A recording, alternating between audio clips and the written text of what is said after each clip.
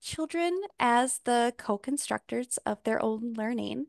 Tonight we will be talking about implementing an emergent curriculum in family childcare specifically. So we will be meeting until 8 o'clock this evening. If you are hoping to receive registry credit and 2 hours of registry credit for participating in tonight's event, you will have to wait until the end and we will send out an evaluation link, which will give you the opportunity to put in your registry number so that you can receive credit for tonight's event. So, oh, and one last housekeeping note. Please feel free throughout the entire presentation. If you have questions or comments, please throw them in the chat. We'd love to see that. And I know and I'll speak more to this later, but everyone is coming tonight with so much experience, so much knowledge, and a very unique perspective. So when you hold that perspective in and you don't share it with others, then we miss out on it too. So this is going to be a very interactive social learning experience. So I encourage you to share at the level in which you feel comfortable. And now I will share. For those who don't know me, my name is Grace Eilers. I am the Family and Child Care Content Specialist with Satellite Family Child Care System. And my background is mainly in infant and toddler care, but also I worked as a Head Start teacher for a few years as well. And in all of my time in early care and education, I implemented an emergent curriculum approach. And I feel very passionate about this particular philosophy, and I'm excited to share more about it with you today. And more specifically, what we'll be diving into are these three learning objectives. So tonight, you should walk away at the end of tonight's event, you should walk away with a better understanding of the foundational principles of emergent curriculum. And we'll be talking about it through the role of the family, the educator, and the environment. So those are the three main pieces of tonight's event that we will be looking at through emergent curriculum, this lens through how it involves the family, how it involves the educator, and then how the environment plays a role as well. We will also be discussing at length about how you can use observations, how you can use and collect, document observations of children to plan activities that support child development with in mind the diverse needs of a very mixed age group, which is something very unique to the family child care setting. And three, like I already mentioned, this will be specific to family child care programs. So you'll see that reflected in the images and the videos that you see throughout tonight's event. But as we have done with almost all of our curriculum philosophy series trainings, we will begin with the basics and just making sure that everyone is coming tonight with a baseline understanding. We all know what we're speaking about when we talk about curriculum. And curriculum really at its core is what you do in your program and ultimately what children are learning. So this involves everything from the sequence of your day, how you serve food at mealtime, when and where you read stories, the materials you have in your space, and your approach to supporting children's Hi. growing mind as well. And we will start with a breakout room activity answering this question. We're just making space for you to reflect on this question. How do you currently plan what you do in your Hi, I program? have a lot of questions. Could you just answer my questions?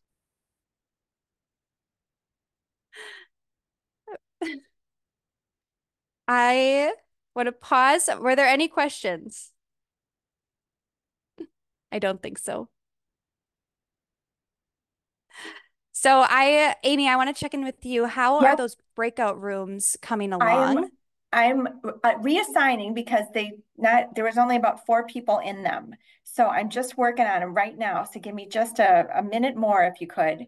Okay, we can That would be keep great. going and then we'll come back to this slide. Again, Okay. the purpose of this breakout room activity is to provide space for you to chat with other family childcare providers, see what other people and hear from others about what they're doing and just have a baseline understanding of what are you coming tonight with and maybe what you're hoping to learn as well. And since Amy is still working on that, we will move forward slightly, just jump ahead and talk about what we mean when we say the word philosophy. So the curriculum is what you do. And the philosophy, that's that educational framework that guides what you do in your program. So these are also referred to as approaches and methods, and they offer a set of values to consider when caring for and teaching young children. So it ultimately leads to the how of children's learning.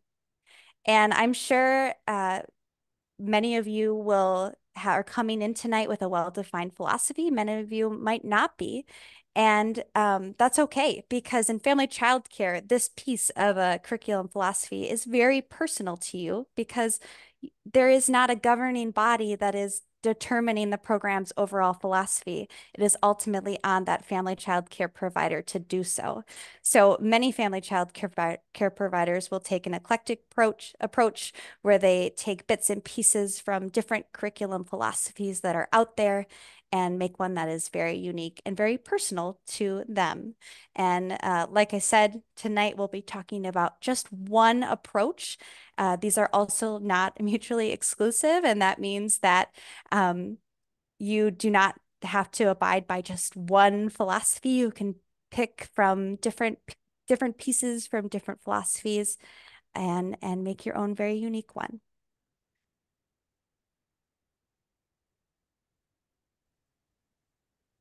Welcome back. Would anyone, while we're waiting for everyone to join, would anyone like to share how that went?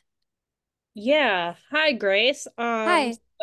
So I learned that there are different curriculums when it comes to teaching and learning. And at my group childcare provide facility at KinderCare, they have their own curriculum they follow, which is, I think, very unique because each season there's like different units. So, for example, what we're doing right now with the bugs and insects unit. So we're learning like they plan different activities and books around the activities. So we basically implement curriculum based off of like the needs of the child and what their abilities are. So I believe like the curriculum is something that can help, like with the kinder care, what the daycare implements can help. But like can as a teacher also need to understand the learners of your classroom. And I know I've only been in childcare for like 3 months, but with children, I've been working with children for a long time, but like in daycare, not very long. Yeah, thank you for sharing. And we will talk more about that piece of attuning to the individual needs of all the children in your program and how you can do that to plan what you do, your curriculum. So thank you for sharing. Would anyone else like to share how that went? Either in chat or unmuting?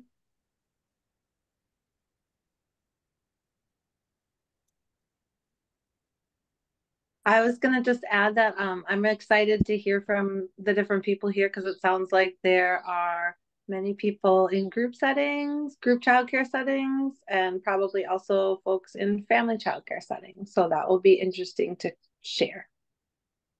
Thank you, Kate.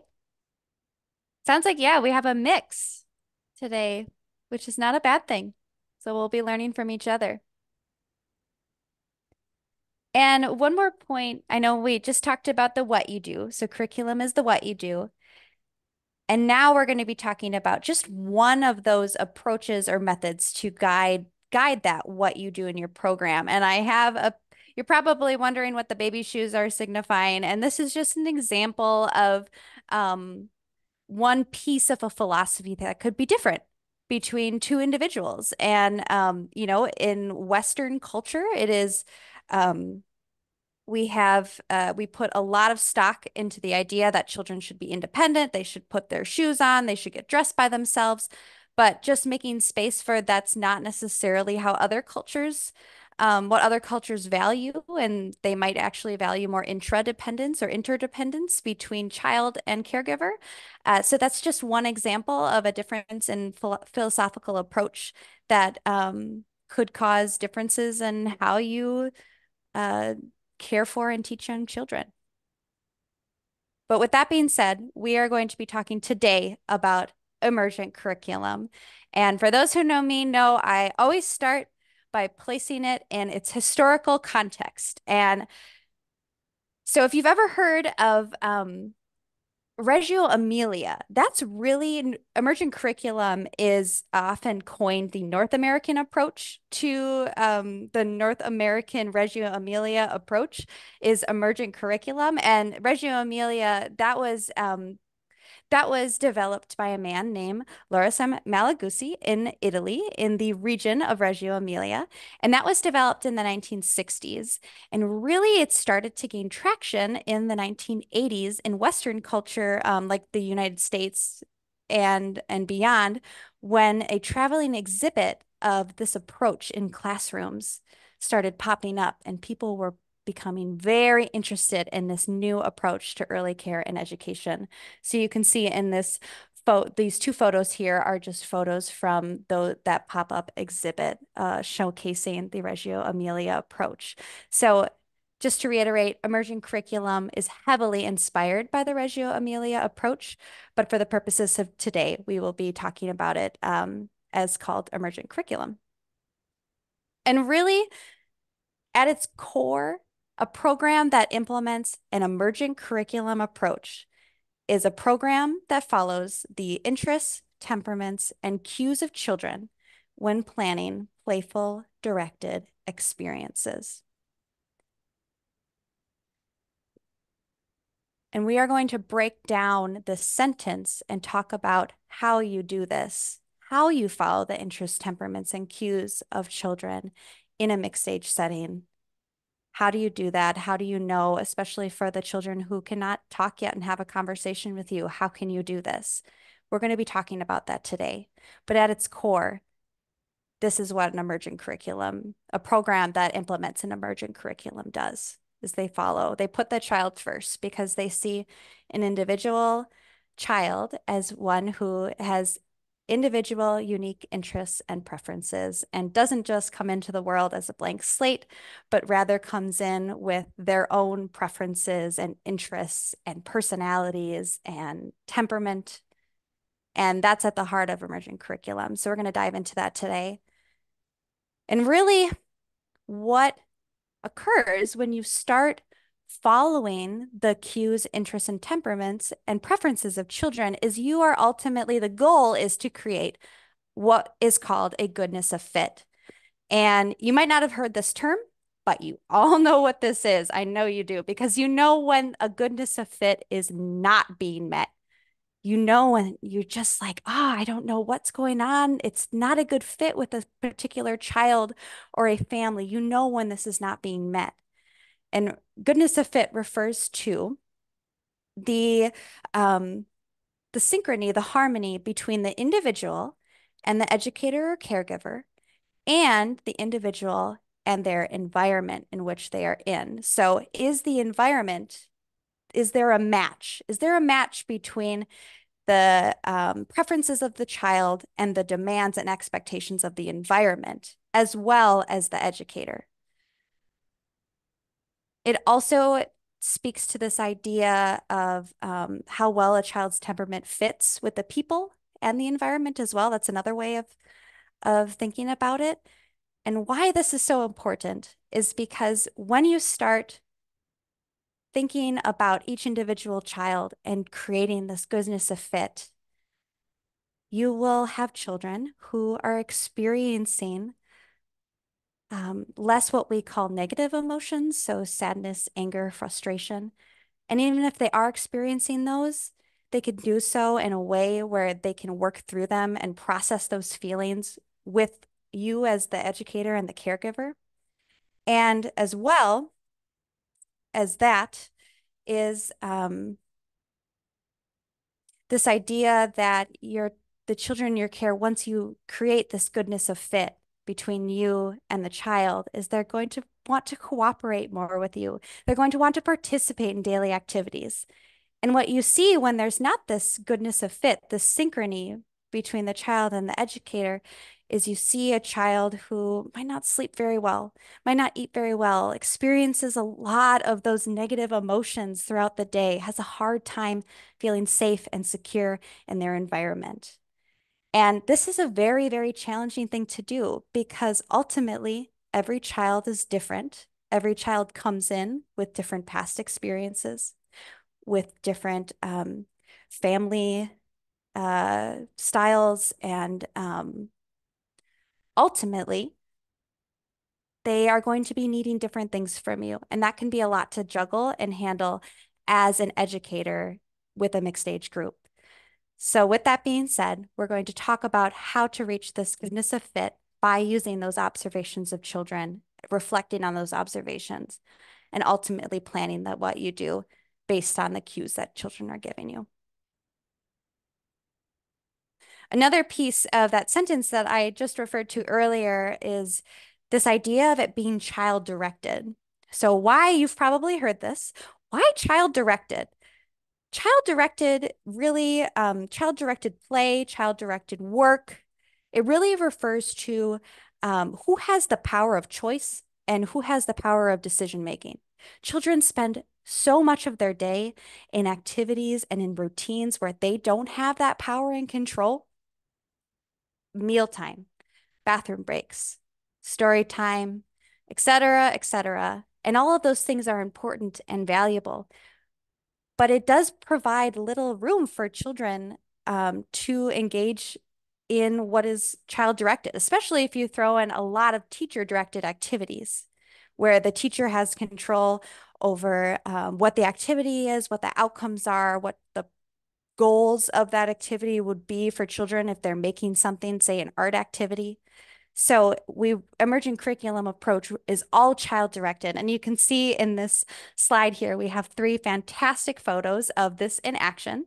So really what this boils down to is allowing children the freedom of choice and movement around the space and to engage with the materials, the art materials, the toys, the blocks, mixing the dramatic play costumes with the building materials, all of those things. And what happens is that children start showing you their beautiful creative world that they have, the world that they see through their eyes, and you start to see some very, very interesting and creative play, complex play schemes happening. So you can see on the left, and these are all family childcare programs that are participating in Satellite. You can see on the left here, the little boy, those are chickpeas in the sensory bin, and he just has his own thing going on. He has put a clipboard, a scooper, I think magnets in there as well. Nothing that an adult would plan on doing, but he is engaged. It's a sensory experience. He is learning about oh, I am so sorry.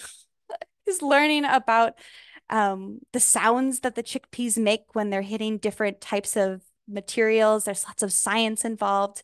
The middle photo here, we have some children who were just given the freedom to use a bike pump, get some water, some sand, some rocks, and they're learning about science, about problem solving. And then on the right here, we just have some different natural materials, and they're working together to create an art piece. And that's what happens when you make it child-directed, is that children will work together. They're going to persist more and try again when something goes wrong. They're going to solve more problems. They're going to plan. These are all skills that we hope our children will develop. And they're also developing their identity with enough space and freedom to do so. So they're thinking imaginatively, creatively, and freely. Now, with that being said, we are now going to talk about how you can implement an emergent curriculum based on these 3 parties. So the family, the educator, and the environment. And we're going to start off with the family.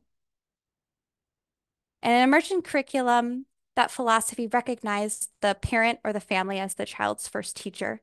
So really the role of the educator in connecting with the family when implementing an emergent curriculum approach is to gain more insight, to gain information that gives them more insight into the interests, temperaments, cues, and preferences of the children in their program. So we're going to talk about how you would do that. And before I ask this question and talk about these three pieces, because I'm going to turn it over to you because I want to hear from you. How do you currently connect with families? I have a story, and I apologize for those who have already heard this story, but I think it is just such a perfect way of showcasing why connecting with families for a source of information can be so valuable to an educator and to a child. So when I was an educator and I was a Head Start teacher in particular, I was caring for a child. Now it had been 2 years with her. She faced such adversity at home, but at school, she thrived. She was interacting with peers and so much progress and growth over those 2 years. It was extremely fulfilling. But there was one part of the day that was so challenging for her, and that was getting ready to go outside at the end of the day because she knew when we got outside, the bus would come and she'd have to go home. And there was a lot of uncertainty in her home life, so that was very stressful for her. So it was always that last getting ready to go outside, especially in the winter, boots, snow pants, jacket, hat, the whole thing. It would be meltdowns. It would be just full on refusing to get ready. And every day I would work with her and work through those feelings. And on one particular day, and I just want to say out loud too, I was able to do this because my co-teacher, I had a co-teacher, and she was outside with the other children. So it provided me space to work one-on-one with this child, which I want to recognize is not always possible when you're a family provider. So one particular day, this child was, it was just like any other day, refusing to get our winter gear on. And she was just sitting and singing. She sang a lot. Do, do, do, dear, do, do, do, dear. And it reminded me of the sound of music. So I just started singing. Do, a deer, a female deer, ray, a drop of golden sun. And this child whips her head around, looks me right in my soul, and says, "My mommy sang that to me when I was a baby." And from that moment on, we sang that song and she got ready to go outside. It was like this magic switch that went off when we started singing that song. She was able to feel calm and regulated. And there was something about that song and her early experience with it that was just so calming to her that she was able to participate with the rest of the day. And I just think that's such a great example because had I known that 2 years prior, a lot of tears would not have been shed. We'll just say that. So I just like to tell that story because I want to get you thinking, how are you? What questions are you asking families? How are you connecting with them specifically to gain information about the preferences of the children in your care so you can create that goodness of fit that we talked about earlier? And in this slide, you can see there are 3 different examples. So the first one on the left, this family child care provider has a little parent nook in her house to where parents and families, when they come in during drop off and pickup, maybe they're not able to have a conversation with you or you're not able to have a conversation and connect with them, but they have something they really want to share with you. This family child care provider has a family board that has the option for parents to write down something that was a success or just update you as an educator, what's going on in the child's life. Share a success, share a story, share what the child's doing this weekend. So that's a space too, just for that written communication that you can have somewhere in your program. The middle one, a child care survey. So it's very hard to read, but it is asking about the different songs and the different books and the activities that a particular child likes. And I want to recognize that for family childcare specifically, most of you get your children when they're babies. So This might not be developed yet, it's still emerging. So I encourage you to think about, are you connecting? Because you do have such strong relationships with your families over a very significant amount of time, those first 5, 6 years of the child's life. Are you maybe annually asking these questions, getting to know these things organically or formally as giving perhaps giving out a childcare survey? Just some sort of asking the right questions to get that, to really get into what is home life like. And then all the way on the right there, we have just an example of a parent coming to share what they do with the children in a program. Just another way that you connect with families, bring parents in, get them involved in the space. And now I'm going to turn it over to you. Thank you, Amy, for sending that in the chat. I would love to hear, and I'm sure others would love to hear too, how do you currently connect with families? Or potentially, what questions do you want to ask? And feel free to come off mute or put it in the chat.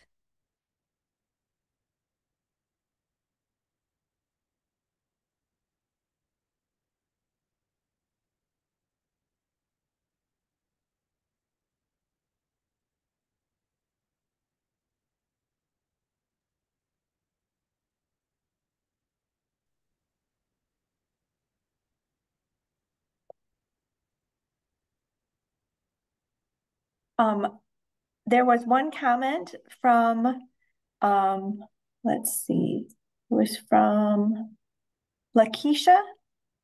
She said the parents ask for help in potty training or learning ABC, word, or anything I can help. I put it in the planner. Thank you, Amy. Mhm. Thank you. Lakeisha, you said Yeah. that? Okay. And I see some other messages are coming too. I try to communicate daily with parents, send home daily notes.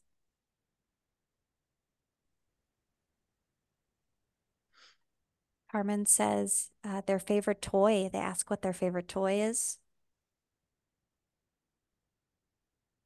Group texts and pictures.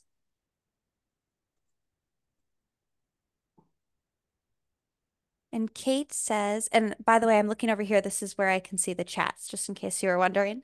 Kate says, I currently have a survey where when the families first enroll regarding the child's likes, dislikes, etc. I like the idea of sending something out yearly.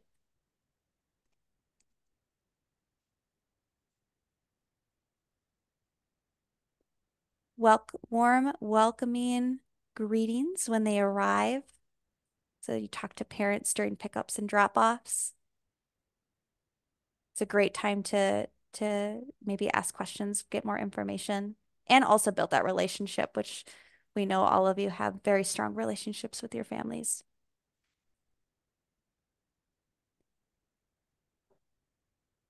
My last daycare job had an app that they use. They send messages throughout the day to keep parents updated.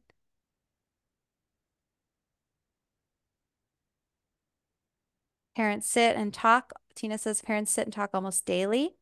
Pickups are not rushed, and most parents stay 10 to 20 minutes sitting on the sofa or my deck. Wow, your program must feel very inviting if you have parents doing that daily. So many of you are updating parents on a daily basis and just thinking, gearing us back to emergent curriculum, I encourage you to think about what are you asking them? Because it sounds like, so many of you are giving them so much information about their child. What are you asking them about what's going on at home? I know just recently I did this presentation at the Wisconsin Family Childcare Conference, and we had a couple people say that family childcare providers say that they actually, for family conferences, they go to their families' homes. Or if that's not an option, they do like a virtual Zoom conference, video conference where they potentially could get a tour of the family's home just to get more information because you want to bridge. Many of you are spending more waking hours with many of your children than families are.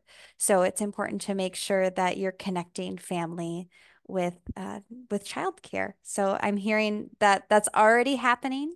I hope that you gained a few more ideas for how to involve families. This is Sarah Cohan. So she is a program owner, a family childcare program owner of Sarah's Littles Adventures in Play School. And we're just going to hear from her. So this is how she involves parents and families in her program. So every month we have a parent and family event. So September we don't really do anything, but next month we're doing like a family pumpkin night. So on a Friday night, I'm gonna have pumpkins here and we're all gonna create them and decorate with them. And it kind of ties into outside, I'll have some pumpkins for the kids to dissect and for them to play with. And so they'll have access to that. So kind of wraps in like what we're doing here and then bring the families together for pumpkins.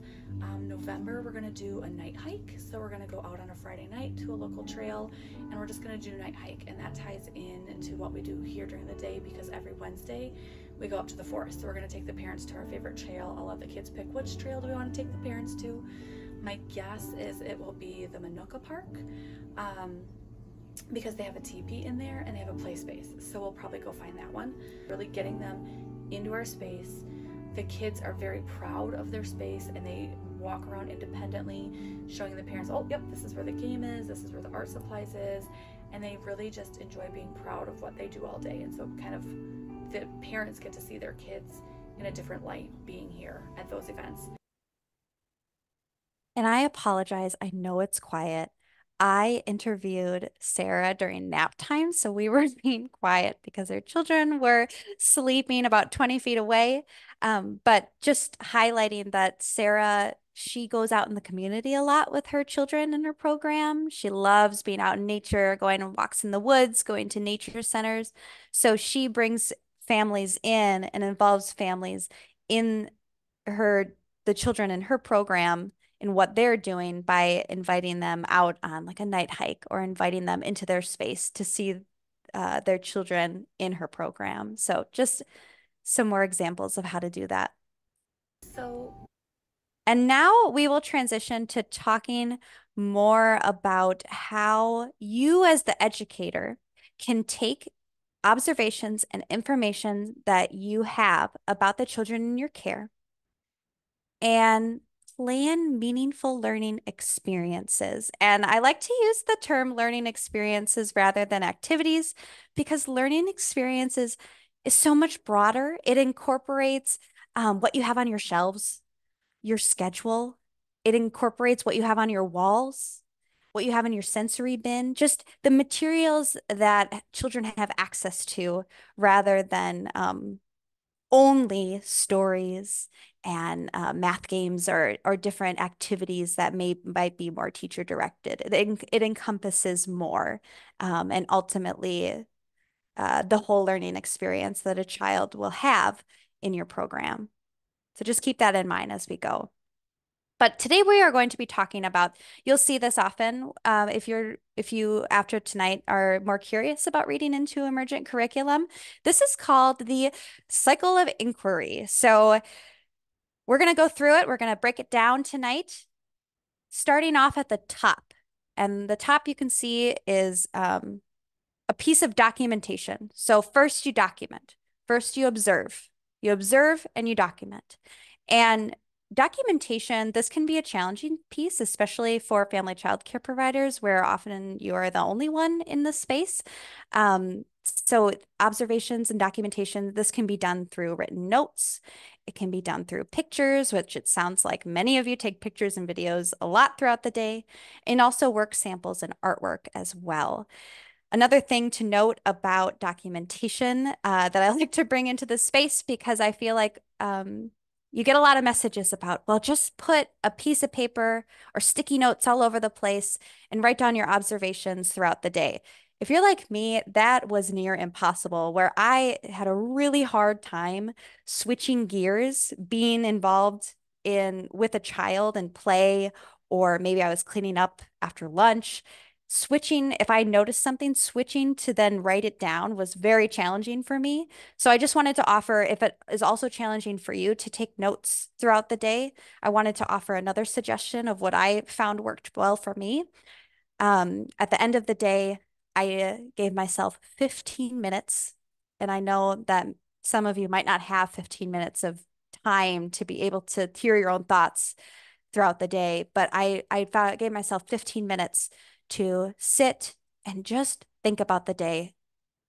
What happened today? Think about each individual child, what stood out to me.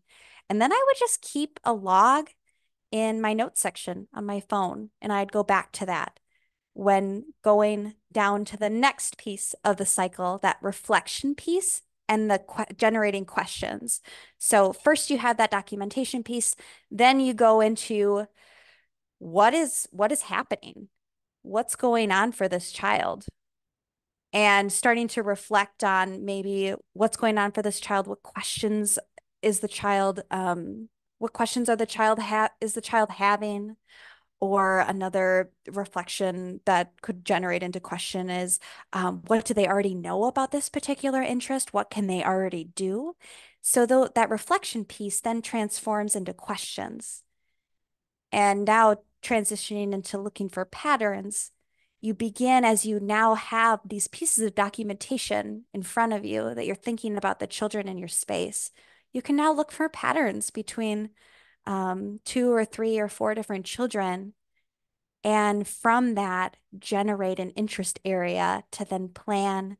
And then that supporting inquiry is that implementation piece of where you take that interest area, that idea, you plan out some meaningful learning experiences for the children in your program, and then you support that, you implement it, and then the cycle starts all over again.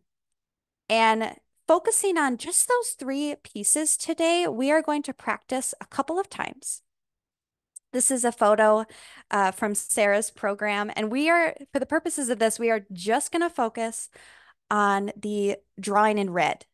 So the biggest drawing on this creation station, which was just a piece of butcher paper that Sarah put outside, and she snapped a photo of it at the end of the day.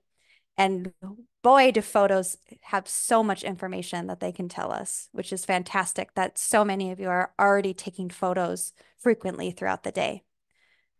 So thinking about that reflection and the questions that may be coming up for you as you look at that drawing in red, what do you notice about this drawing?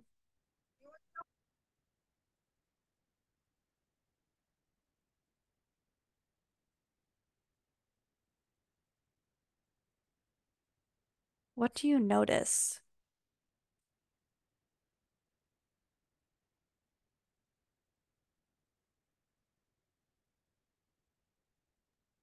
Everyone looks sad.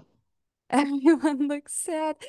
Thank you for sharing that. I had another participant say the same thing, and that's not that I never noticed that until that was brought up to me. But you're right, they look just plain face, unhappy. Yeah. Yeah, not sure if that's a smile or frown. You're right, potentially. Well, I was going to say maybe the child can only draw that line, but you can see they drew a big head, so that squashes that idea. So I'm seeing some wonderings in the chat. So this is that reflection piece. We're thinking about, who is this person drawing? I'm noticing particularly about the red drawing, I don't see any bodies or hands or feet. So then thinking about, can the child name those parts of their body? And then I'm also noticing there are what looks like a name at the bottom left-hand corner as well. So that's another area where, and again, if you knew who drew this and knew more information about the child, that would give you more insight into, that would give you more contextual factors about everything that's going on here. And I see, so I see a united close family. I see letters, hair on some. You're right, hair on only some people. Only some people get hair. No bodies, head, and legs. And then if we wanted to just jump ahead a little bit and that purple circle of looking for patterns, you start to notice that there are a couple other children who are also drawing groups of people. So just thinking about who are these children drawing, and potentially that could be an interest area to explore later on. Now we are going to watch a video. And for the purposes of this activity, again, we're thinking about that reflection, generating questions piece. I encourage you to focus. We're going to focus on the younger child in this scenario. She is in red.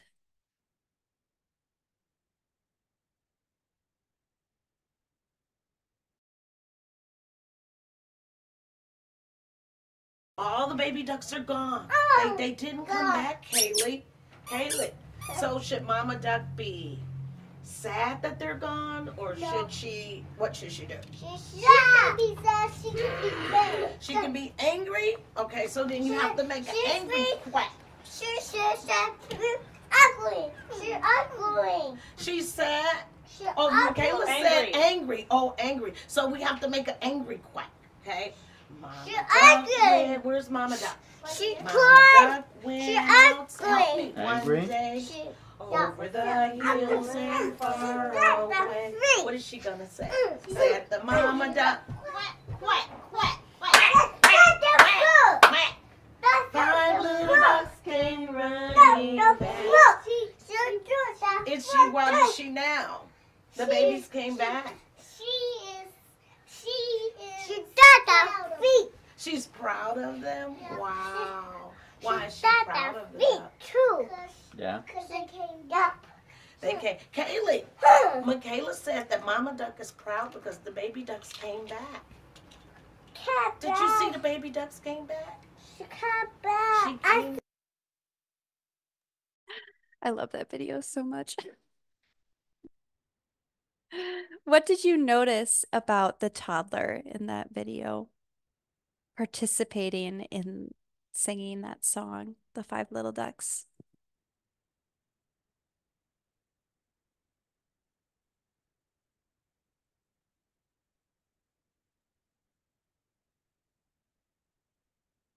She was particularly interested in one thing.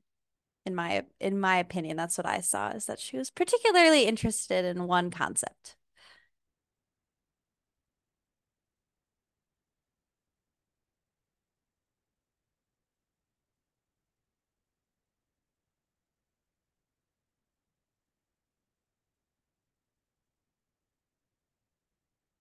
Not focused, you're right, which is typical for a toddler, not to be able to sit and attend to something with their body, I guess, but her mind was focused on the song. She was so focused on Mama Duck was angry. Yes, yes, thank you, Kate. Yeah, angry. She's all in her feelings. That's what toddlers do. As we know, they're developing a lot of different feelings. Yes, I'm seeing a lot. She was showing anger. She was acting out, making that angry face, stomping her feet. Anything to do with feelings, which makes sense. That is a very common interest for toddlers because that is what's happening for them in their world. They are starting to feel so many different types of feelings. So thinking about that, that is what she's focused on. That's what she's interested in. And then, as you could see for the older child, she also could attend to the feelings of Mama Duck. She used an even more complex feeling of proud at the end of the song. So we're reflecting, we're thinking about, what other emotions can that younger toddler, what other emotions can she name and act out? And then how can potentially we use the older child to model these skills of naming and talking about feelings? And then maybe supporting that inquiry that those planning of learning experiences could be, let's just put more books about feelings that show different faces of people in the reading on the bookshelf. Or potentially let's pair an older child with a younger child to go through one of those books that shows faces of feelings. So again, the interest area for this particular child, that toddler, was feelings. So it's not, it would be a lot easier if all interests were just bugs or trucks or trains, and those interests do occur. But for the very little ones, it starts out with the more basics of just learning about themselves, their body. And that's somewhere where you as an educator can go off of that. And it's beginning with the child, that idea of this is what they're interested in, and let's go from there and learn more about it. And now we're going to hear about how Sarah specifically documents her observations of children. And again, she's a family child care provider, owns Sarah's Littles Adventures in Play School. For observations, I do a lot of pictures. I'm always watching what the kids are doing and taking pictures, and I'll go back and look at pictures. When I have time, I'll use a program called Cambu, and it's associated with Core Advantage assessment and observations. And so I'll go back through and after using that program for a year, I kind of know, like, okay, where are we at? What are we working on? But a lot of my observations are just drawn by taking pictures and looking at what they are doing, and then I'll see, okay, oh, they're really into, I'm trying to think, like coloring. So if they're coloring, and I'll be like, oh, that's a really bad pencil grip. What can I do to help strengthen their pencil grip? Or I have a couple little boys that are W sitters, and so I'll see, oh, you're sitting like a W. That means you have a weak core.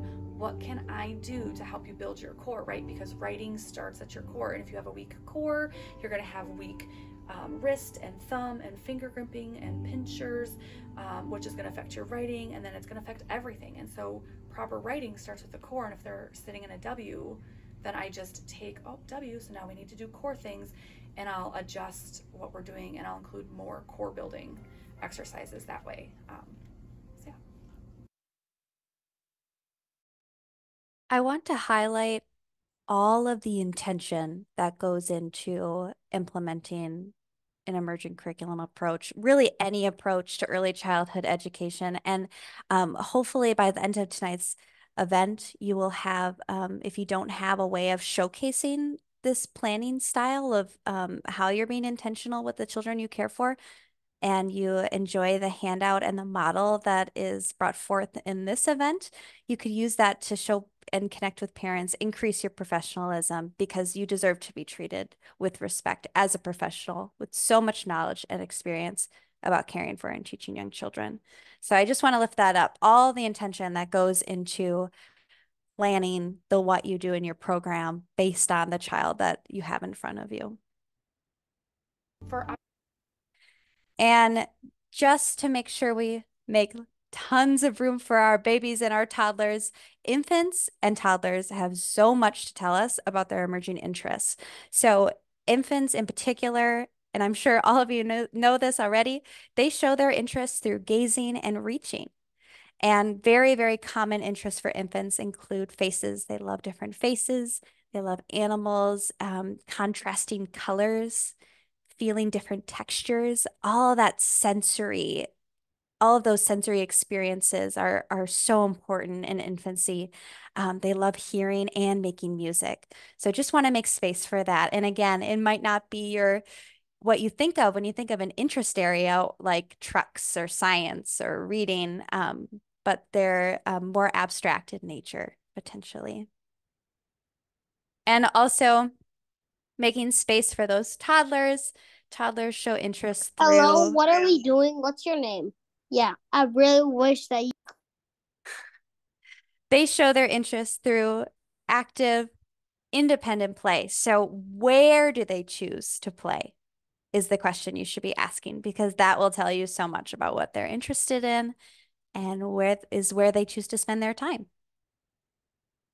And here is a video just showcasing the power of inclusion in a mixed age group where the learning experience for this particular activity is drawing with crayon on paper. So is an infant going to be able to produce a product from that an adult might look at and be like, wow, you drew a puppy. That's great. Not necessarily. So it's important. I just wanted to showcase this is one way that you can include an infant in something like this, where you're not necessarily going to get the same outcome, but they are still participating in the learning experience. And there is no audio to this one, so I will just keep on yapping away. As you can see, he puts the crayon right in his mouth. He might not be drawing or even scribbling yet, but he's learning so much about textures, tastes, what the paper feels like. And arguably the most impactful piece of all of this is that this infant is close enough to the older children to be able to see and observe what they are doing. So that baby can see their facial expressions. They can see how they are coloring, how they're dealing when maybe something does, how they are dealing with feelings that arise when something doesn't go their way. And as you could see before too, the caregiver even did hand over hand, helping the child get that motion of scribbling. So with all that being said, we are going to practice the reflect and question piece of the cycle of inquiry. So we already got the documentation piece here, and this is one of the handouts that I sent out before tonight's event. So please go to either pull up separately or just have a sheet of paper with access to look at this. So we have 4 pieces of documentation, and I'm sorry, we don't have enough to do 6 to 8, which would be, typical for family child care. So we have 4, and you can see the ages of the children on there. And these are just 4 pieces of information. So 4 documentation pieces. And the purpose of this breakout room activity, we're going to send you to your small groups to just reflect, add questions that you may have about these individual children, add questions that the child might have, and then ideas for how you can explore this further. And if you would rather spend this 10 minutes focused on your own children, that's okay too. But if you'd rather work in the small group and participate through engaging with other family child care or center-based providers, we're making space for that as well. Welcome back. Before we dive in again as a large group, I want to remind everyone to, we went into a breakout room and now we're back. So you'll have to click on the interpretation globe and choose either English or Spanish again. But just a reminder. And we are going to revisit this group of 4 in a little bit.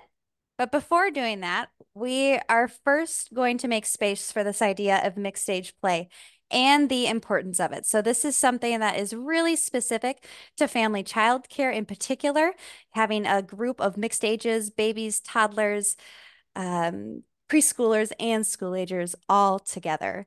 And so you might be wondering, well, what about mixed age groups? How can I plan a curriculum, lesson plan of some sort when I have a baby and a toddler and a preschooler? And we just want to make space for this idea that it's only very recently that we've started separating children based on age, 1s, 2s, 3s. And there are so many benefits to allowing for mixed age play in early childcare.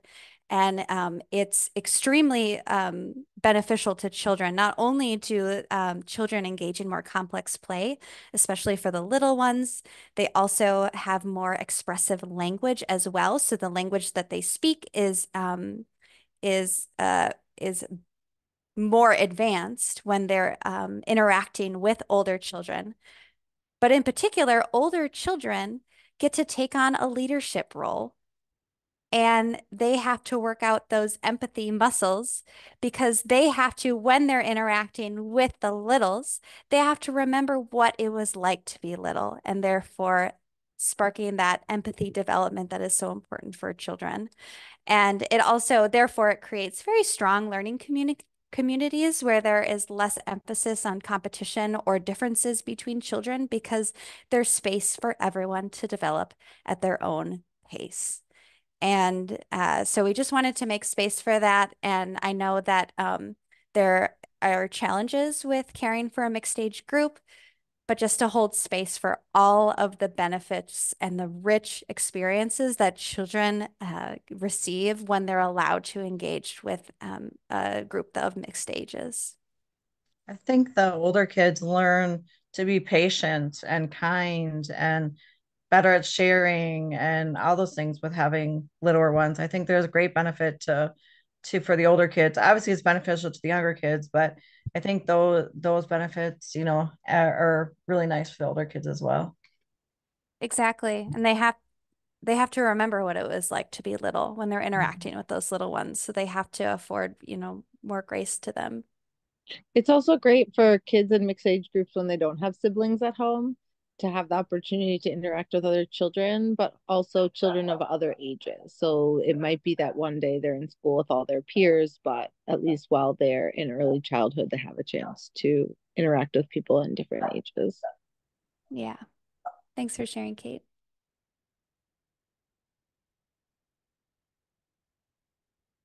And now we will watch a video of, we've been talking about this idea of a learning experience. It's so simple in nature, just having finger painting out for children to explore. And this is just showcasing the differences in how a toddler might approach finger painting and how a preschooler might approach finger painting.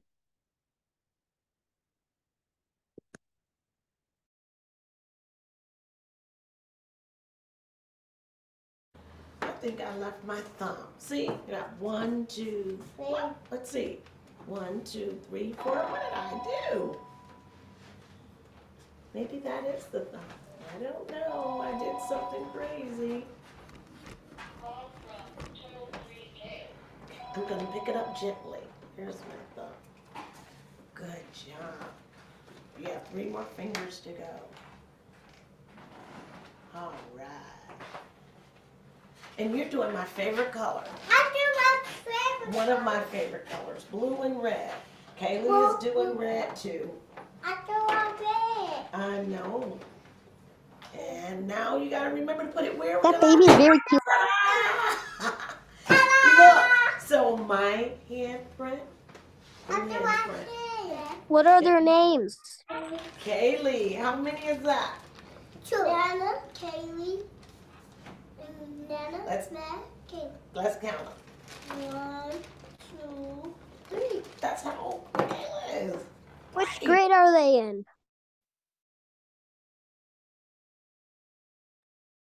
Again, another very sweet video, really just highlighting how you see the toddler who was the same toddler earlier, who was all focused on the angry feelings, how you offer finger painting to a toddler and it's all about that sensory.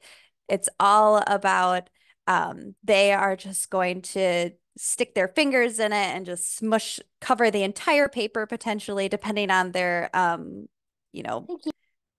how they approach sensory experiences. But then for that preschooler, What's your name, okay? there is so much more Do you like look that you can explore with a their preschooler where you're painting each finger and counting and incorporating math. But at the same time, you're also talking about the differences between, here's my handprint, here's your handprint, here's your friend's handprint. So just highlighting that it's the materials that you offer in the inclusion of all ages and is more important than the outcome that results in it.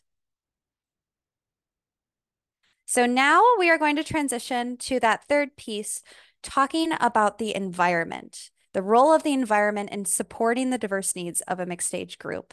And really, when you're in a program that is implementing an emerging curriculum, you can feel it because it is extremely reflective of the children in that space, the unique individual children in that space. So you can see we have some fantastic images here from some of our family child care programs. Up at the top, you can see from Trisha's Harmony House. It's so simple in nature, but it says so much to the child when they can see themselves in their space. So having children, giving children the space to hang their artwork. And you can see that she has tape available there for the children to hang up with their drawing. For Kathy's program down at the bottom on the left, you can see that she also hangs her children's artwork and work samples up on the wall, but then also includes pictures of them, framed pictures up on the wall. And then on the right here, you can see talking about feelings and all of those feelings that children are learning about how to handle and how to process. These photos are of different individual children in Kathy's program making those faces. So sleepy, excited, silly, shy. And really, the main point for talking about the environment is not only should children have the ability of freedom and movement and choice in where they play, how they play, with whom they play with, they should see themselves reflected in that space. So, and it doesn't have to be necessarily if you don't have children who love to do art and put artwork up on the wall, think about your space. Can you see each of your children reflected in your space somehow, what they're interested in, where they like to play? Are they held in mind when thinking about what is happening and what's available in the indoor and outdoor spaces? So with all of that, this was a quick one. We are going to do another small group activity. This is what's called a curriculum web.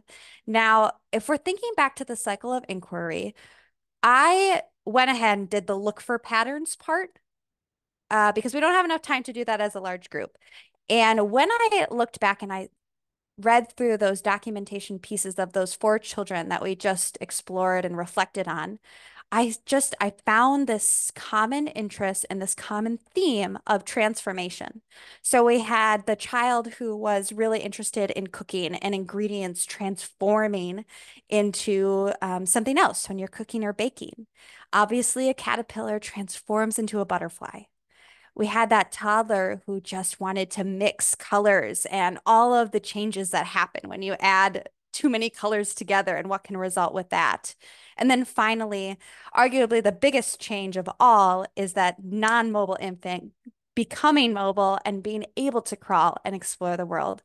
So with that being said, if you're wondering so the middle circle there is the overall interest area. What are we exploring for this? It could be 2 weeks, it could be a month. I pulled, when I was looking for patterns, this idea, and I also took from my own values as well, the changes all around us. So again, I saw this idea of this theme of transformation. And from that, you can see it branches off. We have a social emotional branch, a motor sensory branch, language and literacy, math and science, and art and music. So, and these all also align with Wisconsin Model Early Learning Standards as well. That's actually where I pulled these domains from. In case you were wondering where these were coming from, I just changed, instead of health and physical, I threw in motor and sensory, and then everyone needs a good art and music category as well. And you can see we have some ideas for exploring this interest further as examples, but we're going to take this time. We are going to let's do 7 minutes, Amy. Okay. So we'll do 7 minutes and think through, maybe generate 1 or 2 ideas for filling in this curriculum web. See what you think of it, if you like the model.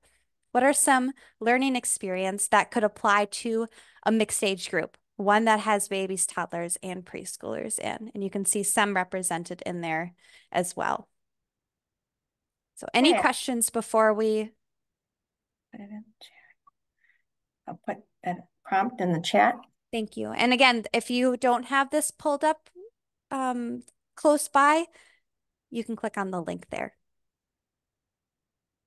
All right, and we'll come back just before 7:50.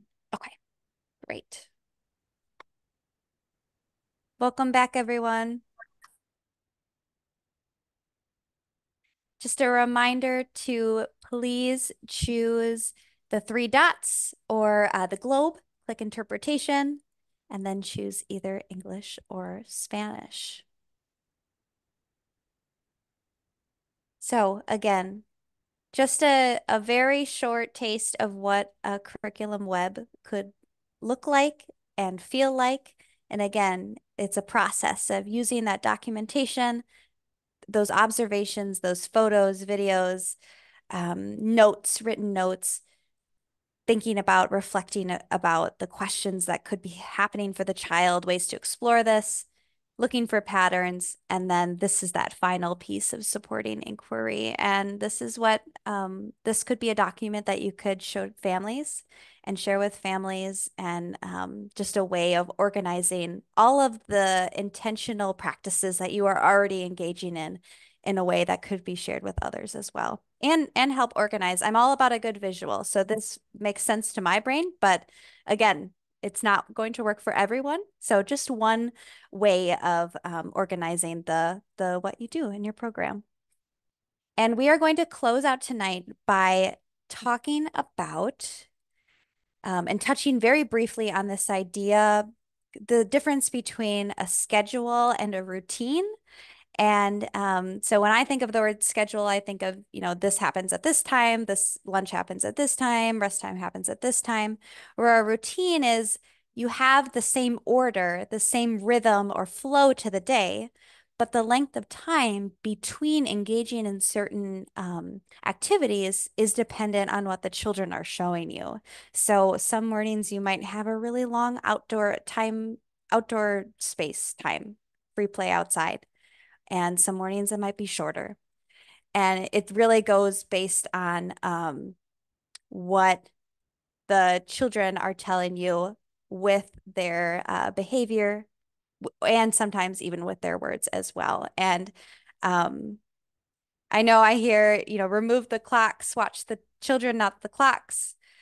And that's not always an option for everyone, but I have heard that being referred to when talking about emergent curriculum. And here's just an example of, again, this is from Kathy's program, Kathy's Kids Home Childcare.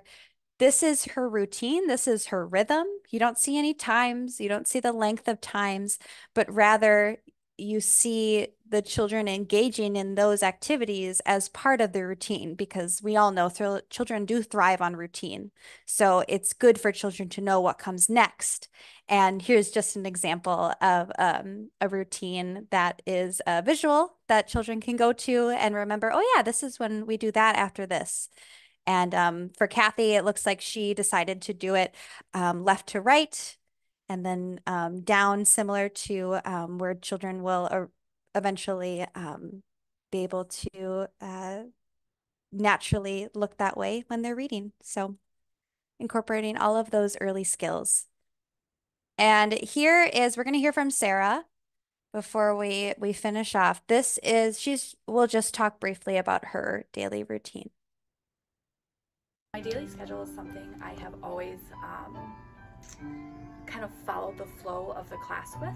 So I'll follow the kids. I have a daily rhythm. I kind of know when everybody gets here. We start inside, we'll play inside, and then we go outside for as much as we can. And then we have a morning snack kind of around 9:30, between 9:30 and 10:30, kind of based on when everybody's hungry. We have snack or lunch anywhere around 11:45 to 12:30, and then we kind of go down. So instead, not as much of a schedule as one would think of a schedule, but a rhythm of our day. So we start out inside during the school year. In the summer, we start outside. and then we just have free play. And then mid-morning at some point, when I notice that maybe they might need to be redirected to an activity because we're getting a little aggressive in behavior, I'll pull out an activity, be like, hey guys, do you want to do this? And that usually is enough to distract them, and like they'll come over, or maybe they won't. And then sometimes I don't even bring anything out because they're getting along so well. And I have a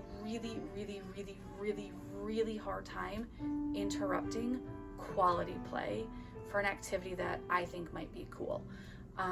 But there's some days their behavior tells me that they might need just a little bit more direction, and so I'll pull something out to kind of like spice up our morning. And then we have our afternoon. We wake up from naps. They all clean up their own cots, so they get their own cots out, they get them all set up, then they nap, and then they get their cots cleaned up and put away, and then we kind of get ready for the day to go home. So it's a lot of following their lead and just knowing what they need and when they need it, and kind of just being able to spontaneously provide and meet those needs. My daily Again, Sarah's speaking to this idea of following the children, following the cues of children. What are children telling you? And again, it's not a skill that everyone has. And if you've worked in you've all, I'm sure, have a ton of experience in this field, and some of you might just be starting out. So it is a skill that develops over time and that you can work on and get better at, because it is not intuitive for everyone to interpret the cues from children. So again, just to reiterate, follow the cues of children when planning the what you do, including that routine rhythm of your day. And to end us for tonight, one really important piece. I know we're talking a lot about how to follow the interests and the preferences of children, but also we'll end tonight by making space for you to not forget about yourself and your interests. If you think of your favorite teacher that you've ever had, it was probably someone who, one, took an interest in you, and two, was really, really jazzed about what they were teaching, and they loved what they were teaching. And that's really the heart of this, is that children, that love and that passion for something is contagious, and children can feel that. They can feel adults' authenticity when talking about something that they're really interested in. And just as an example, if you're wondering what that owl is, that is a drawing that a child did of me as a bird, because I found myself as a teacher, I would constantly, when we were outside, I love birds, I would be distracted by them, and I would be looking at them instead of looking at the children. And they notice this. Children are constantly checking in with where the attention of the adult is going, the educator, the caregiver is going. So I had a child, a couple of children would come over and be like, "What you looking at?" And I would be like, "Well, there's a Baltimore Oriole and it's flying into the tree and it's orange and black." And it just snowballed into, now we've got kids outside with toilet paper rolls that they've made into binoculars, and we've got homemade bird feeders all over the place, and children are learning the different calls of birds. And we had a bird make a nest on top of our light outside. And I guess what the point I'm trying to make here is, in this final note, is that don't forget about yourself, because you putting yourself and your interests and what you like to do in your program, that's ultimately what's going to keep you in this field, and it's going to help you make those connections with children. Because when you put you into what you do, children feel that, and they know you're being your authentic self. And you might, if you love gardening, you might be nurturing the interest of a future gardener one day. So there is this element to follow the children, but do not forget to be authentic to yourself and what your interests are. So I just encourage you to think about that. And we will end tonight. I will have, before anyone leaves, I will have Amy put the evaluation link in the chat. So that'll pop up. You'll have to click on it. It'll be highlighted in blue. Please let us know what you thought of tonight's event and how we can better serve you in the future. And this will also be, you'll have to fill this out so that we can give you credit for participating in tonight's event. And while you are opening that, I will just say thank you. Thank you for your time. I know it's the evening. Thank you for your participation. I hope this was valuable to you. And thank you to our interpreter, Tammy, who is working very hard tonight. And thank you to Amy and Laura for hosting tonight's event.